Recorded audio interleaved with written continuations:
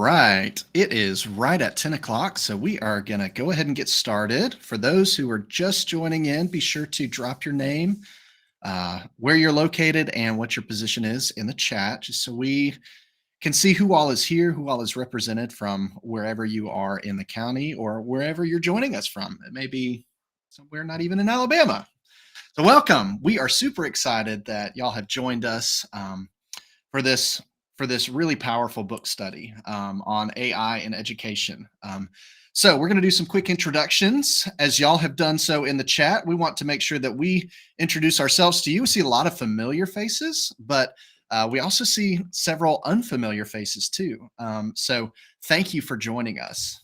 So my name is Matt Wilson. I am one of the instructional tech coaches, part of the Shelby Ed Tech team, located here at Skizzy in Alabaster. And Shelby Ed Tech team is made up of 3 people, myself, and 2 others, and I'll let them introduce themselves too. Hey, everyone. Can you all hear me? Nope. All right, Tracy, go ahead. Okay, and I'm Tracy Davis, and I am the Technology Program Area Specialist. And Ashley is having some mic trouble, it seems, this morning. You can see her in her video, but she is the 3rd member of our EdTech team, and she is the other instructional tech coach. So, jumping into our slide deck, we've got, this book, AI in Education, was written by Matt Miller, and this was just released within the last couple of months. And over this summer, we have been very busy. We have been traveling all around to different conferences, hosting professional development, and we were fortunate enough to attend the Alabama Educational Technology Conference up in Huntsville in the middle of June. And Matt Miller was one of the keynote speakers there. And we were fortunate enough to hunt Matt down in the vendor hall and grab a picture of him. Tracy was busy learning while we were busy playing, and so she missed out on a little photo op there with him. But he's a super cool guy, really down to earth, just all around a really, really good guy. And it was we were able to not only see him at AETC, but he was also a featured speaker at the ISTE conference up in Philadelphia. That's the International Society for Technology and Education, which we were fortunate enough to attend as well. So we have been able to hang out with Matt a little bit and hear a good bit from him, along with some other ed tech leaders, about where AI is going in education and the impact that it's going to have on us and in our classrooms. So, while we were at AETC, because he was one of the featured speakers, we caught up with him and asked him if he might do a little video for us because we told him that he was doing that we are doing the book study with him. So he just wanted to give us a quick hello and welcome us as we jump into the book study. So let's hear from him real quick.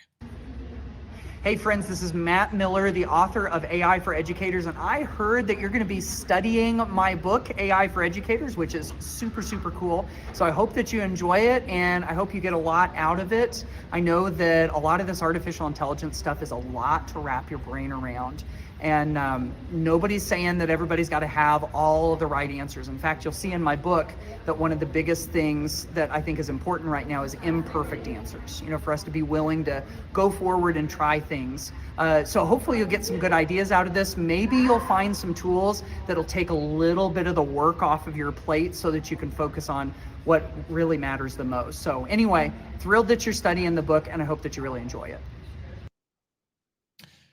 So, I don't know if I'm sure it looks on your screen that he's frozen. I don't know why it didn't show him playing.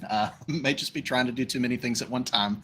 But that was an actual video, not just a picture of Matt speaking. You heard him.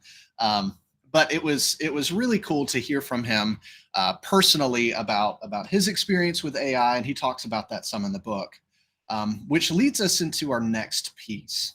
And that's the purpose of why we are here.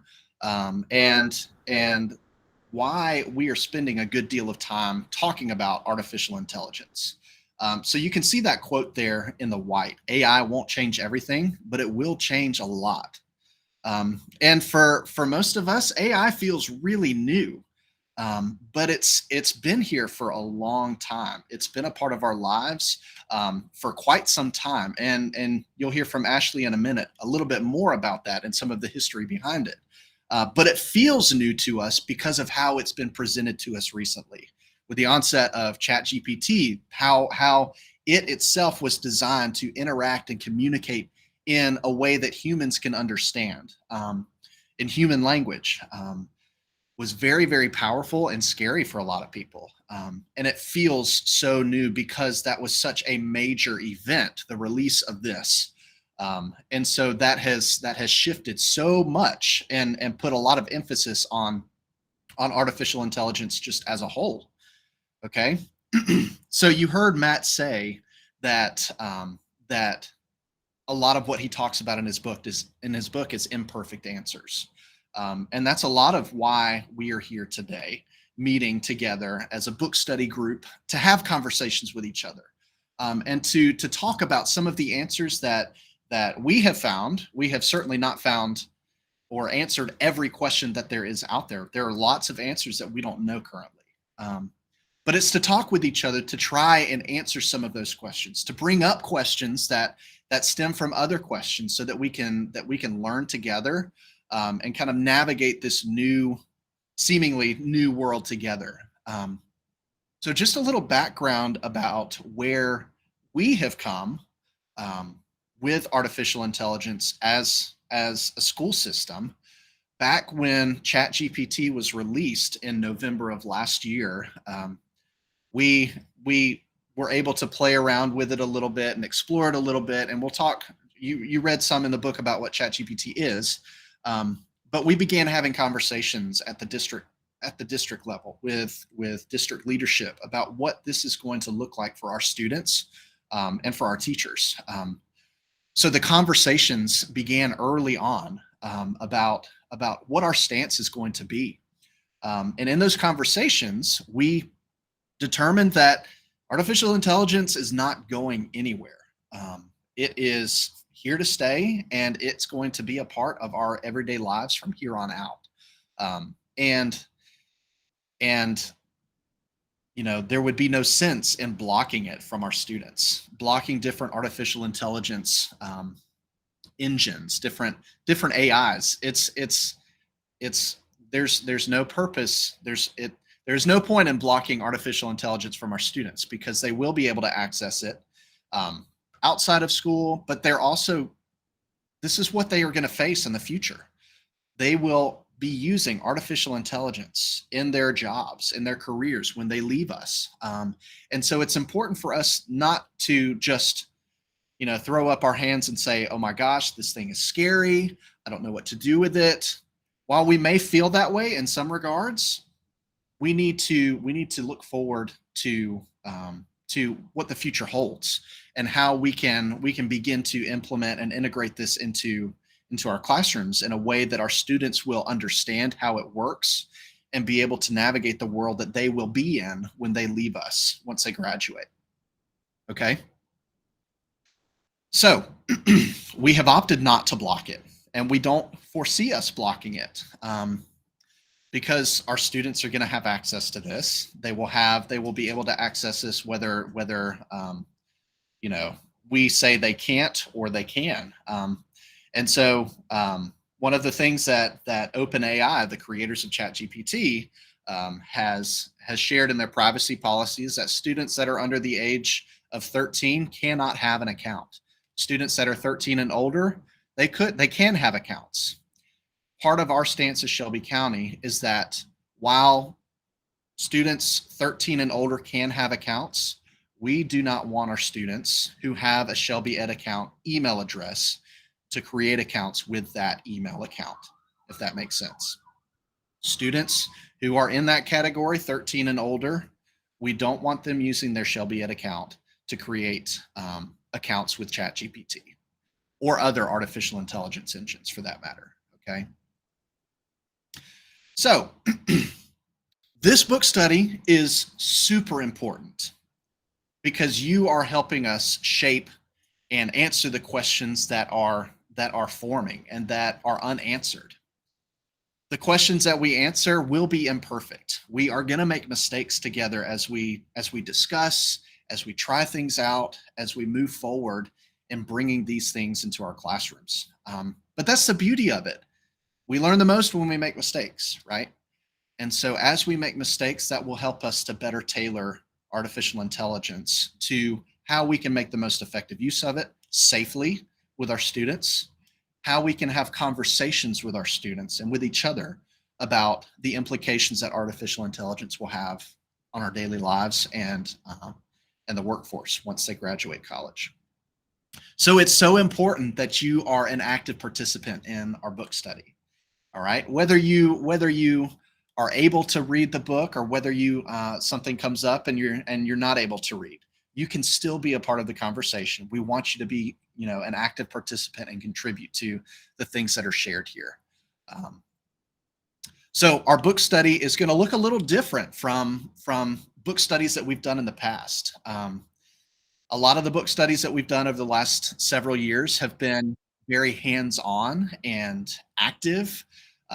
We like to do book studies that give you something to take away at the end, something physical that you can take back to your classroom and use with your students. And while our hope is to do some of that, it will not be the primary focus. We want to have discussion. We want this to be a discussion-based book study, so that we can talk with each other about the things that we have questions about, the things that are concerning, the things that kind of generate that energy and excitement as well. So just know that moving forward. So the final thing before we jump into the content of the book study is that artificial intelligence, the idea of artificial intelligence is massive, and what it can do for us as educators. But on the student side too, it is very important that we have and hold conversations with them about the ethics and the moral implications of artificial intelligence in their lives and how it impacts their education. So we want to talk through, we want to be able to have conversations about digital citizenship as it relates to artificial intelligence and how we can approach that with our students, the most meaningful and effective ways that we can bring up those conversations and give students some foundational knowledge of being good digital citizens when it comes to using artificial intelligence. So let's jump in. All right, Ashley's going to take it away. Hopefully her mic is. Yay, I'm here and I'm up and working. All right, technology is great until those moments that it's not, and but that's okay. A little troubleshooting and we're here. So I'm ready. All right, guys. So we as a team just really appreciate where every individual educator is in their journey. Everybody's journey is different. And that's the beauty of it. We're all here to learn together. And so oftentimes we like to start off with gathering some data on where exactly our participants are in their journey with whatever topic we're talking about. So we're going to do a few polls here, and it's going to be anonymous. Your name, we're going to share the results, but everything's anonymous. So please feel comfortable. I hope that you feel comfortable to share honestly where you are. And in 4 weeks from now, when we complete this wonderful session, book study, and all the sessions together, it's our hope that you will see growth. We will see growth in ourselves, and we hope that every one of you will see growth. So we're going to start with the first poll, and that is, what is your familiarity with artificial intelligence coming into this book study? So just in general, when you hear the term artificial intelligence, you may have heard it referred to as AI. That does mean artificial intelligence.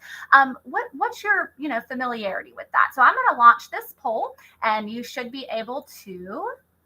It's live, so you should be able to respond. So if you don't mind just jumping in and participating in this first poll.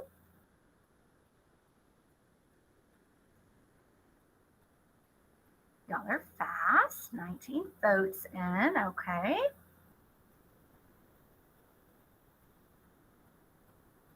All right. And a little transparency. It's been a while since I've done a poll. Can you guys see the results currently, my participants? Okay, great. Awesome. So we can kind of see that we're somewhere in the middle. We have a few people that are very familiar. We have some people that are not familiar. And I'm so glad that you chose to spend some time out of your summer to be here with us, because we know knowledge is power.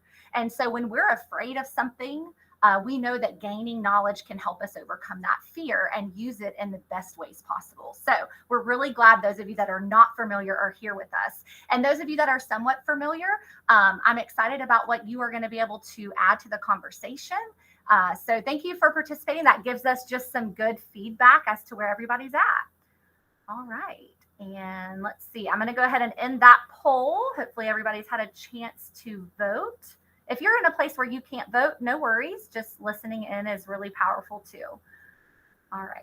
And I'm going to go ahead and launch our next poll. And this is more about your comfort level with using AI platforms. And that can be anything. I know all we hear about is ChatGPT really out there, but there are hundreds of platforms being widely used. So I'm going to go ahead and launch this poll, and I feel like it will probably reflect a little bit from the first poll, but just wanted to get an idea of how many people are actually using AI platforms currently.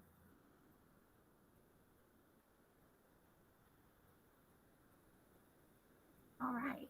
And maybe some of you that are somewhat comfortable, I would probably bet that you've had students that brought it up to your attention, and that probably is what jump started you into AI. We've heard that a lot, and that's awesome. There's so much we can learn from our students.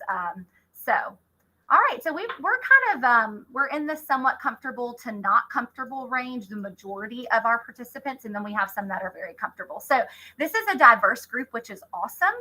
It's going to allow us to learn a lot from one another. So thank you for participating in our polls. And that brings us into just now we're going to jump into actually getting into some of the meat. Now, before we show this video, I want to give you a little background, because I think it's powerful as a participant myself in any type of professional development to know the background about who I'm listening to, the credibility of the individual. And so this is Kai-Fu Lee, and he is a computer scientist of many, many, many years. Actually, if you know anything about him, or you end up going and researching him after the book study, he is quite impressive. And so what you may find as a surprise is back in 1991, I will say that again, 1991, he actually did a presentation to the CEO of Apple on AI. So for those of us that come to this book study feeling like this is just this magical thing that's just arrived, a lot of us that's where we all started until we learn. And so looking at all the research and all the projects and the attention and time that Kai-Fu has put into his career, so much of it has been artificial intelligence. So when Tracy, Matt, Lauren, and Matt and I were at ISTE, we saw this video. And I'll be honest, when we first saw it, kind of was like, wow, it really had a great impact on us. But I also think it's what we all need to hear. So we decided to include this in today's book study. So Matt is going to go ahead and press start for us. I wonder, do you think people around the world have any idea what's coming in artificial intelligence? I think most people have no idea, and many people have the wrong idea. But you do believe it's going to change the world? I believe it's going to change the world more than anything in the history of mankind, more than electricity. All right. Yeah. So when we first heard that, we were like, wow. I mean, when you really reflect on electricity and how that's truly transformed the globe, right? You think, okay, wow, we can't even grasp our minds around that. And guess what? We don't have to. That's not what we're here to do. This is going to be a journey for everybody, no matter where you are currently.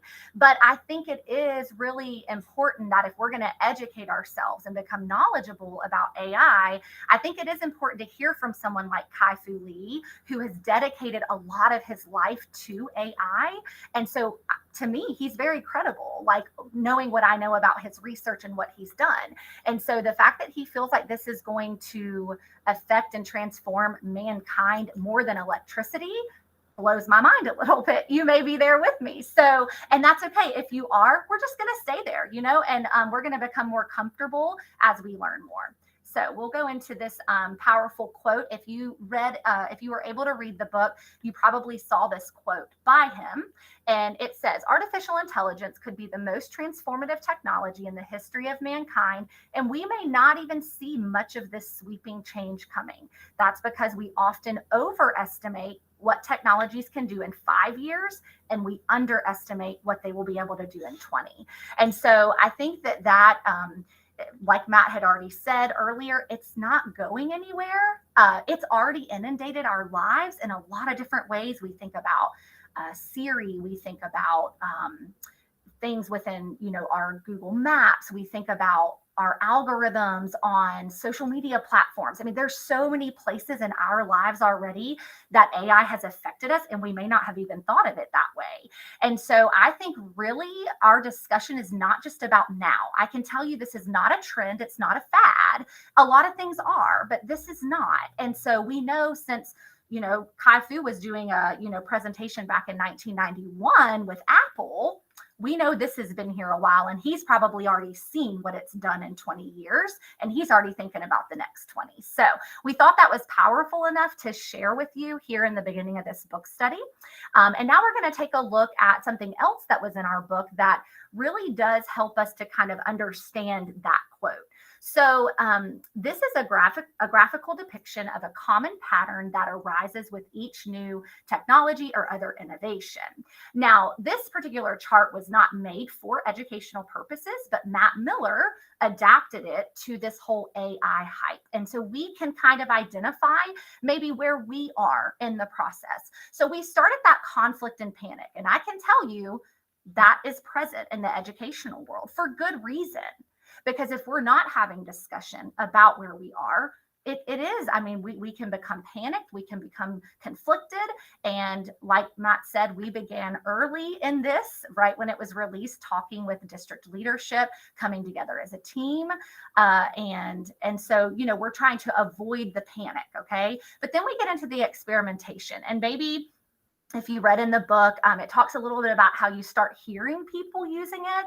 Then we move into that struggle piece where it's kind of like, well, I used it, I don't get it, it's too complicated, I'm done.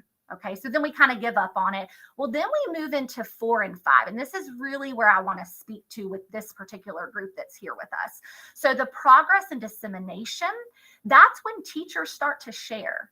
And we know that collective teacher efficacy is so powerful. And I'm not going to get into John Hattie's research, but we know that is one of the most effective, traits for teaching and learning. And so that's kind of where 4 and 5 get into, is teachers sharing their experiences and what has worked. And then we start to see things level out, and we start to see, okay, we've accepted this tool. We can see its benefits.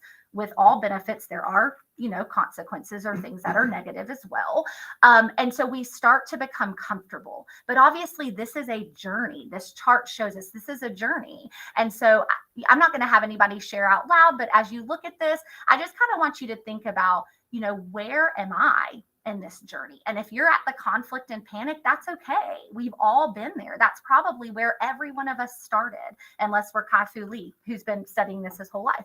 And so, just thinking about where you are on this, and really wanting us as a group to have those positive conversations and to be the positive in those discussions at your school building, and being in that 4 and 5. So we hope that as this book study goes on, that you will progress past, maybe wherever you are, and we'll be able to use that for good. So we are going to move on in. We have given you a lot, as well as you've already read the first couple of chapters.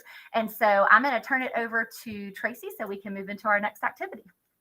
Absolutely. So, Matt addressed at the very beginning when we shared our purpose, and Ashley alluded to it in what she was sharing, that we do want this time to be conversational, that we want you all to be the leaders in this, and to have conversations with others about things that we read in the book, our thoughts, our shifts, our changes. AI is here. What does that look like for us as teachers? What does it look like for our students in their learning? So we picked out 5 statements that Matt Miller made in chapter 2, specific about using artificial intelligence and what it can and can't do potentially in the classroom. And so what we're going to do is send you guys to a breakout room.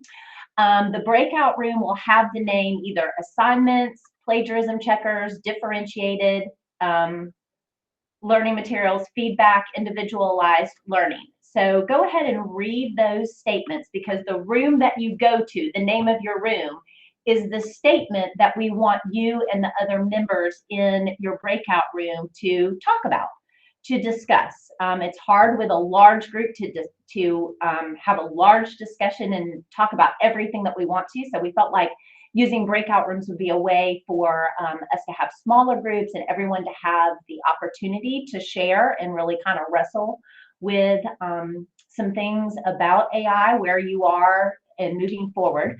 And then in your group, we'll go for about 8 to 10 minutes, maybe about 8 minutes, I guess.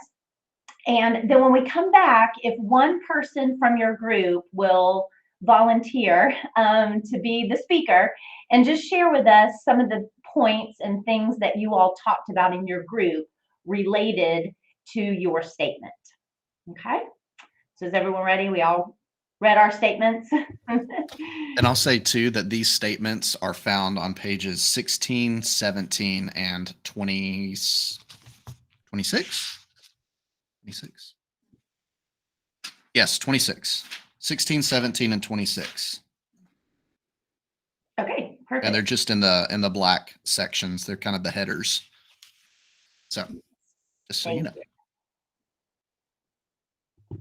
Hopefully we have everyone back. It's kind of funky when it just like sends you back to the main room in the middle of the conversation. But we hope that was at least a start to some ideas, just kind of where everyone is as far as thoughts on each of those sentences. So we'll start with the first one. Students can use generative AI tools to do their assignments. So those that were in that group, do we have a speaker, someone that will volunteer and just kind of share a little bit about what you all talked about?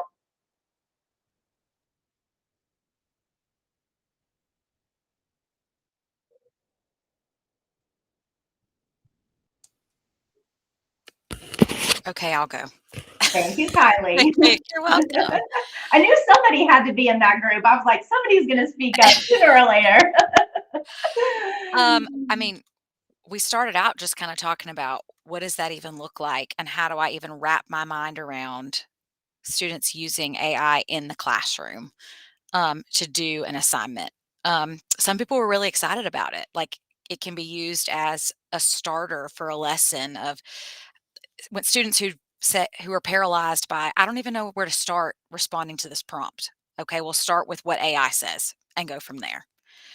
And so it was a whole lot of just, I'm not even sure what we're looking at, but we'll see where it goes.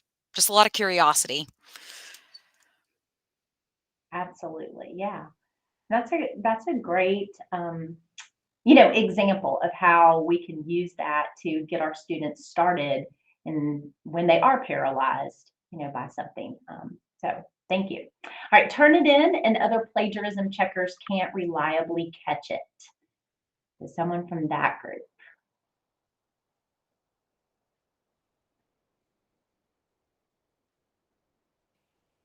Some of our high school teachers just kind of echoed that, it's very true. Kind of the book was saying, basically because AI is generating something new every time, that's kind of the difficulty there. Because it's not taking something existing.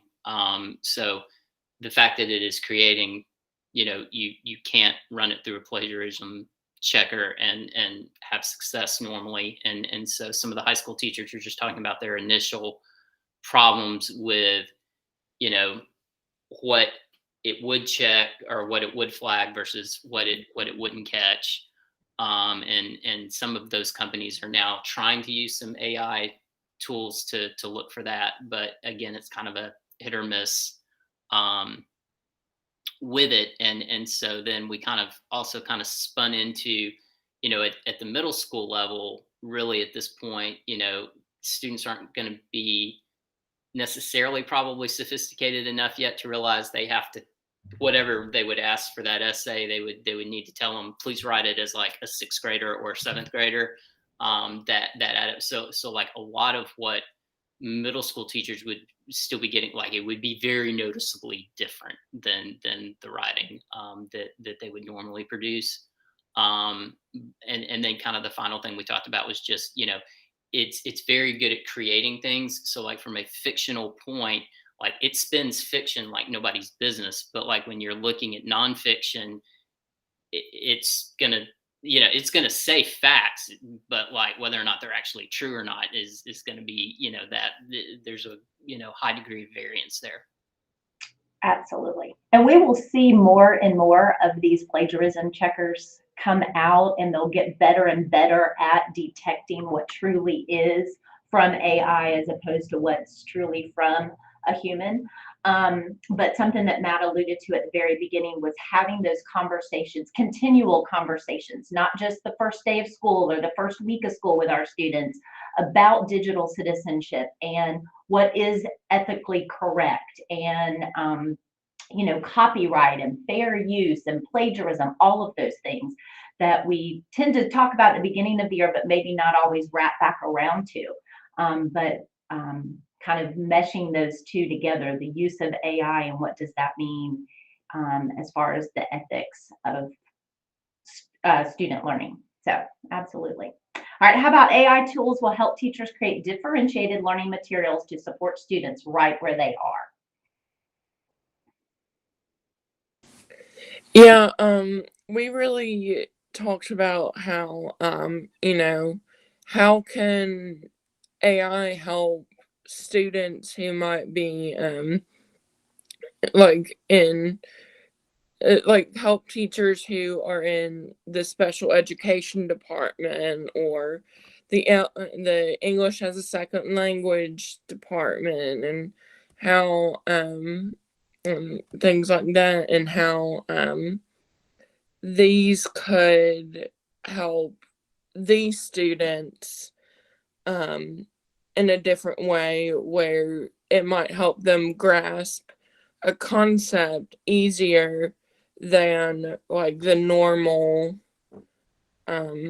material. So like I think either Tracy or Matt gave the example of like, copying and pasting into like ChatGPT or something and saying, hey, can you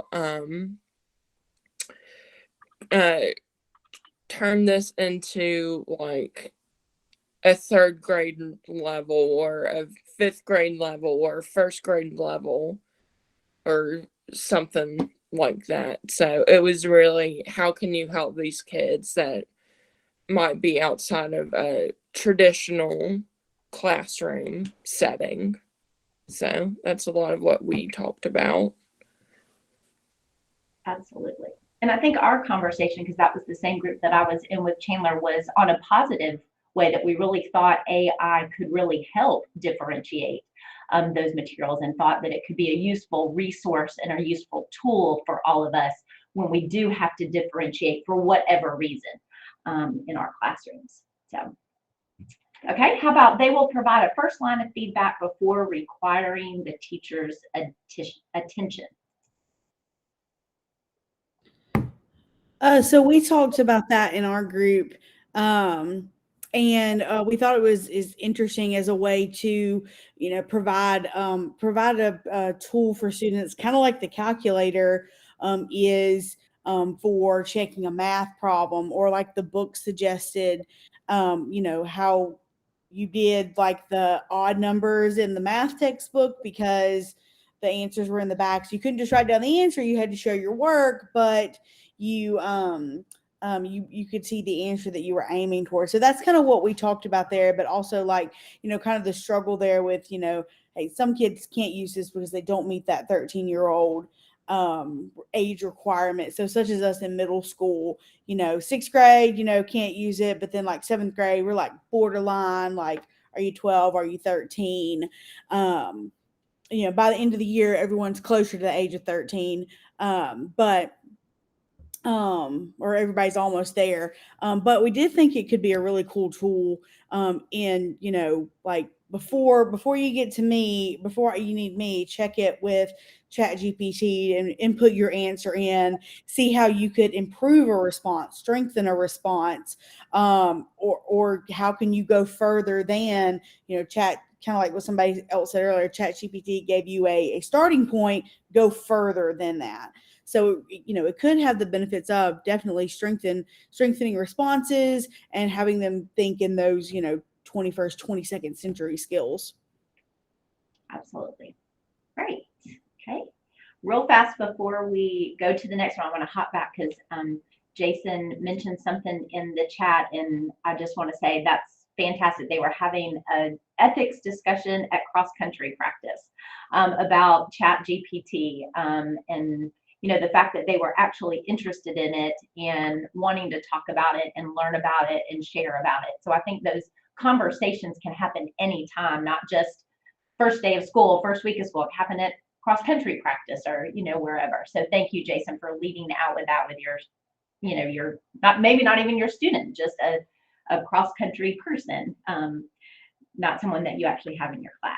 So, all right, and then our last group was it will provide individualized learning and just-in-time learning at a scale that a flock of teachers couldn't in the classroom.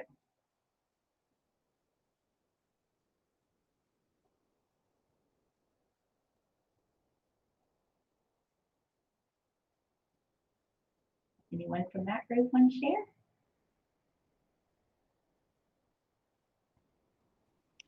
We did not pick somebody to speak. Sarah, do you mind talking a little bit about what you did? What do y'all talk about? I'll speak up. Thank you. So, students have so many different needs and learning gaps, and it's hard to meet the needs of every child. It really is when everyone has a different need. So, using resources like ChatGPT and other resources, I've been on TikTok. And let me tell you, TikTok is an excellent PD tool. I've learned about a lot of different resources, AI teacher resources specifically, that you can use. I'm actually going to put one in the chat that I found yesterday. But just using those tools to help meet students' needs, their interests, things like that. It's just really cool what we can do with it. And I actually had a student cheat twice with ChatGPT last year, called him out. He was like, yeah, you're right, I did. Then he did the exact same thing and thought that I wouldn't notice. And I was so upset about it. And then I'm finding all these other tools, AI tools for teachers. And I'm like, how can I get mad at him for using his resources when this resource is awesome? Lesson plans, it can rewrite text for you, how it will create short stories with vocabulary that you want, so students can have vocabulary and context practice, like so many things. We have to shift our mindset so that we can help students, because the world is changing. Sarah, I love what you just shared, because you're absolutely right in that the world of education is changing. And if we stay how we have been teaching, then we're not meeting the needs of our students. We're not doing the very best that we can. And so we've got to change and move and shake and as we go. And this is just one of those things that's come along, that is here to stay. It's not going away.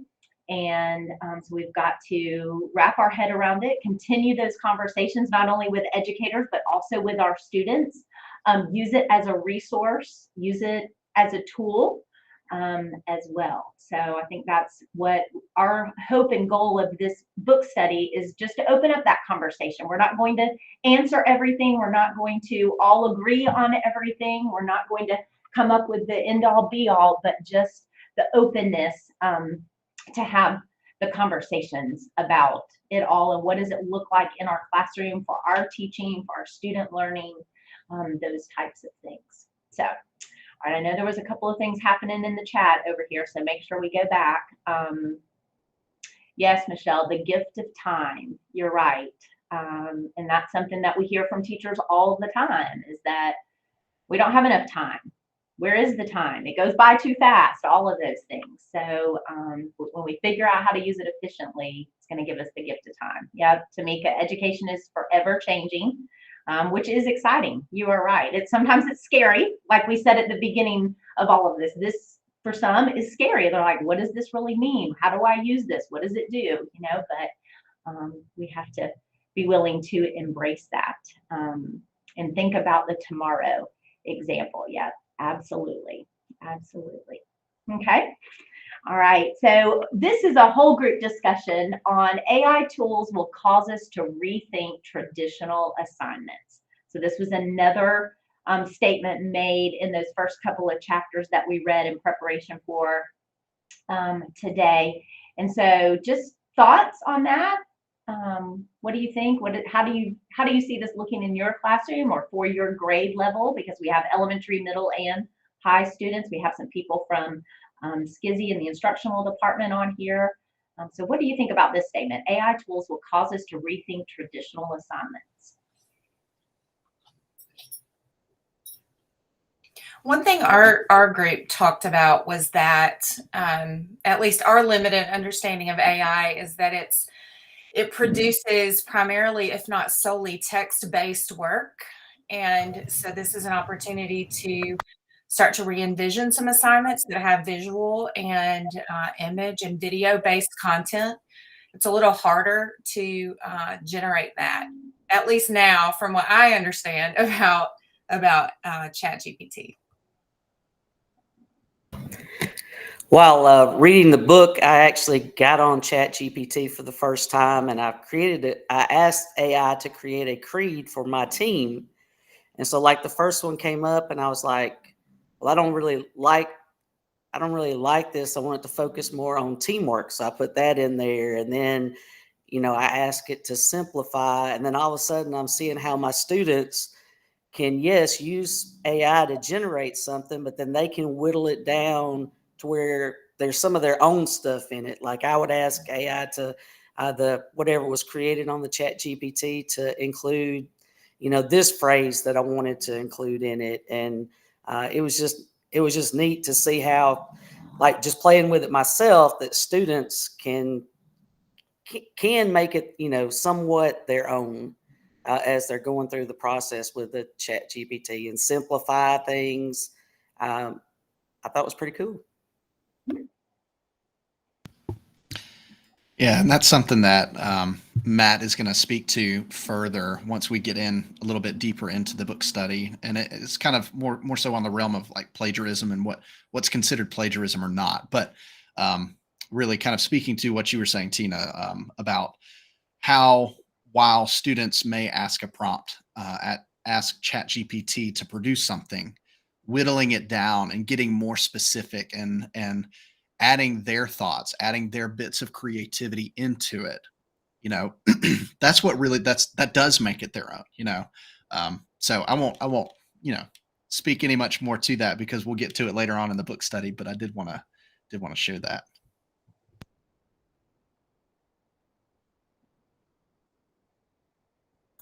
One thing I was just going to share out as far as just rethinking traditional assignments, something that I heard over the summer in relation to all of this AI stuff, is that in the future, it's already foreseen that there will be jobs where an AI bot is part of the team. And when I heard that, I thought, wow, I had just never even thought of that. So, here are your teammates, here's bot, whatever, and he or she's whatever they end up naming, it's on your team. And so I think that really was powerful to hear, only because if we're not preparing our students to have an AI bot as a part of their team, that's going to limit them. So just thinking about how can we use it positively to rethink assignments so our kids are prepared for that interaction.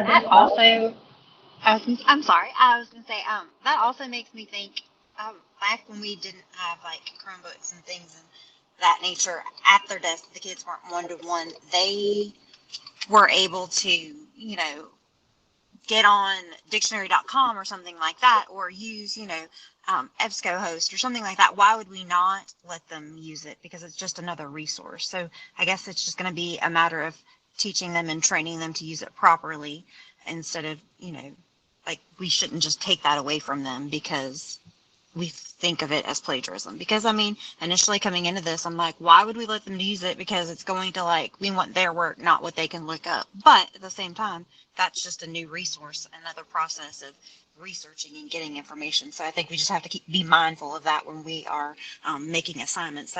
That's just another tool to use. And go ahead, Julie. Julie? I'm sorry.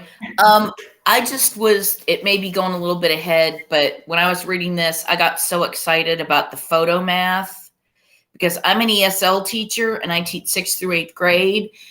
And I try really hard to learn the math, but I may not know it. But if I can take a problem and this is exactly what I do with my kids. I work it out from the 2+2 stage. But that's going to help me and save me and the kids so much time. I'm going to be playing with that constantly. Absolutely, yes. All of these are resources, ways to, open up that time that we have and help our students and help us too. So I love, Nicole, how you said just being open and mindful and willing that it is a resource and what can we do for the good with it and not necessarily the bad with it, and continuing those conversations. Chandler? Yeah, it kind of goes along with what Julie just said, but going with the examples in the book, educator for a while, teachers and educators didn't want you using calculators. They didn't want students using Wikipedia and all this and the other kind of examples that they gave in the book. But, then, we got ways to help work, volunteers making sure that Wikipedia information is correct. And, what was Julie just said about photo math and all that kind of thing that, helps students out. And it says AI is here to stay. And as things keep going, we're going to figure out ways to use it. Absolutely. Yes, Whitney? Sorry. I think the thing I'm most excited about for it, just for now, until I learn more about it, I'm already really thinking of ways it's going to help me. Like the idea that in the book, he says it's going to give us time. And so the idea that if I need to generate certain types of notes home to parents, I can look at, the rules to my classroom and be like, I need a note home about a student that broke this certain rule. That explains the consequences, and et cetera, et cetera. And then it's going to just instantly generate that for me. I don't have to create it. I can create scripts for things. I can, just the other day, I was starting to ask it to, hey, will you take this 8th grade standard and put it into more friendly, student language? Can you break this into learning targets? And it did it. It was just cranking out tons and tons of learning targets, just each one specific. So it was really nice to, I don't have to use my brain power on that. I can. It's not like I can't, but it is ending up giving me time to say, okay, here's where I need to be. Here's what I have. It's just, it gets you the information quickly, and I can look at it, of course, adapt it if I want to. But the idea that it's going to give us time is really nice. I'm looking forward to this year. Hopefully it's going to make things a little easier, especially that one website that the other person, I forget whose name, the like magic school, Sarah. Thank you, Sarah, for that, because I saw it already has a way you can generate a newsletter. I was like, what? Okay. So I'm excited. Yeah, and kind of adding to that, Whitney, I heard an example over the summer about, parent email responses. At the end of the day or late at night, we get one of those parent emails that, just drives us bonkers or makes us go mad, and, sometimes we want to type back, some really snooty response, or, we're angry about something. So we type up a response. We know we don't need to send that because it won't go over well. Take that, put it in ChatGPT and say, all right, take this, make it sound professional, So, it saves us a lot of time, and it can take things and make it sound in different ways too. So I just thought I'd throw that out there. Absolutely. And they also mentioned, not only, Matt, to your point, make it sound better, but just a different viewpoint. Macy mentioned that in the chat about, we don't always, we're one person, we have our viewpoint, but what is a different viewpoint about something in particular, or a statement that's made too. Susan in the chat was saying it'll push her to have more reflection process type assignments. Requires their thoughts and reflections. Sorry,